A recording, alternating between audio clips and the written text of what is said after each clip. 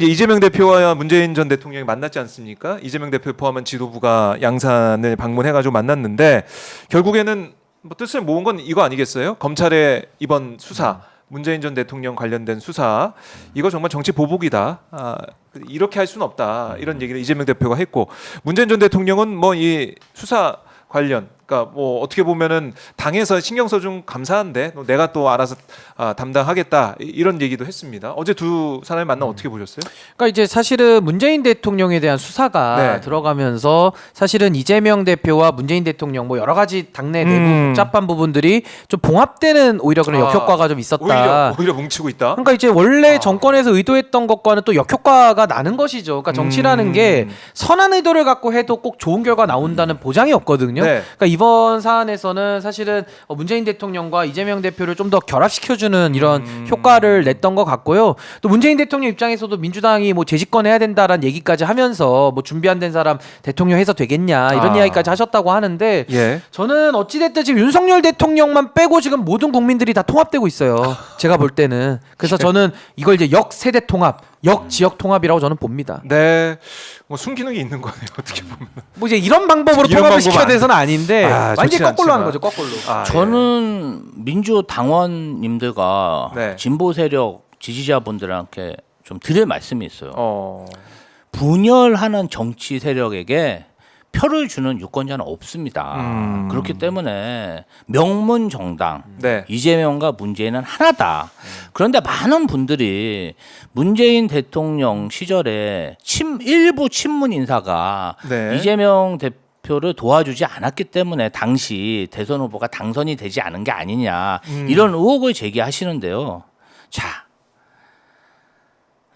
부자 사이 모녀 관계에서도 그 자제들이 부모님 말씀을 안 듣습니다. 그럼 뭐 대통령이 문재인 대통령이 그 사람들을 어떻게 행동하는지 일일이 감시하고 제약할 수 있습니까? 그걸 왜 문재인 전 대통령에게 모든 책임을 돌립니까? 저는 사실 이재명 대표를 지지하는 지지층에서 어떤 문제를 발생시켰을 때 그걸 자꾸 이재명 대표한테 책임지라는 거예요. 어떻게 책임집니까?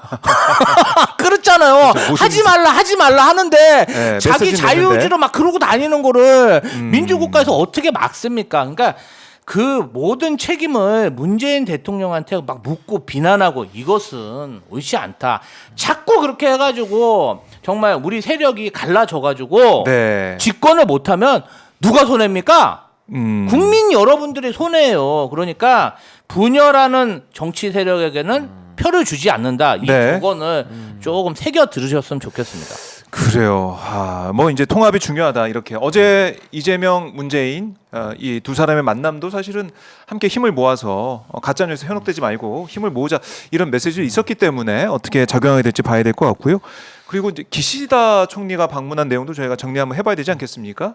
금, 토 1박 2일 일정으로 와서 기분 좋게 떠나는 모습을 저희가 봤었는데 신 변호사님 어떻게 보셨어요? 그러니까 뭐 기시다 이제 총리의 마지막 일정을 이제 하고 간 건데 결국에는 대한민국에 대한 뭐 지금은 이제 친일 외교를 넘어서서 이제 매국 외교까지 얘기가 나오고 있지 않습니까? 그러니까 거기에 대한 윤석열 대통령이 마지막까지 저는 뭐 확인을 해준 거 아닌가라는 생각이 들고, 다만 어제 무슨 뭐 독도 얘기나 이런 부분이 직접적으로 나오지는 않았어요. 뭐 물밑에서는 어떤 얘기가 있었는지 모르지만 그래서 저는 국민들이 앞으로도 이 한일 관계를 한일 동맹으로 격상시키는 거 아니냐라는 의구심을 가지고 저는 끝까지 좀 감시하고 저는 견제해야 된다라고 생각합니다. 그러니까 이 퇴임하는 총리가 와가지고 우리 또 세금으로 이렇게 대접을 하고 있는 모습. 또 기시다 총리가 와가지고 특별히 한 말은 없어요. 또 과거에 정상회담할 때 했던 과거사에 대해서는 그 정도 얘기, 뭐 가슴 아프다 이 정도 하고 끝냈는데, 아니 결국 우리가 다 퍼주고 물컵에 이제 반잔 채우고 결국에는 그걸로 끝난 거 아니겠습니까? 어떻게 보셨어요, 김지욱? 제가 봤을 때는 윤석열 대통령과 기시다 총리가 개인적인 친분이 두텁고. 퇴임하는 기시다 총리를 위해서 윤석열 대통령이 일종의 선물을 줬다. 초대를 해서 접대를 하는. 그러니까 상식적인 정말 국익을 생각하는 대통령이라면 새로운 총리가 누가 될 것인가. 여기에 중점을 둬서 대한민국의 국익을 정말 지키기 위해서 그런 노력을 해야 되는데 네. 퇴임하는 총리가 무슨 힘이 있습니까? 그래요. 본인하고 친하다고 해서 그냥 접대한 네. 그런 꼴이고요. 세간에서는 뭔가 우리나라의 그러한 외교 정책에 대해서 글로벌 호구다.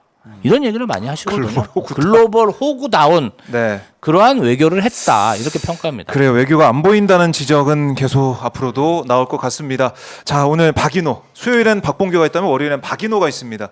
예, 동생 입장에서 이제 박인호가 열심히 하고 있는데 오늘도 최진문 교수님은 슈퍼챗 안 보내주셨네요. 예. 슈퍼챗 보낼 때까지 박인호 월요일 계속 저희가 진행을 할 테니까 여러분들 한번 지켜봐 주시고요.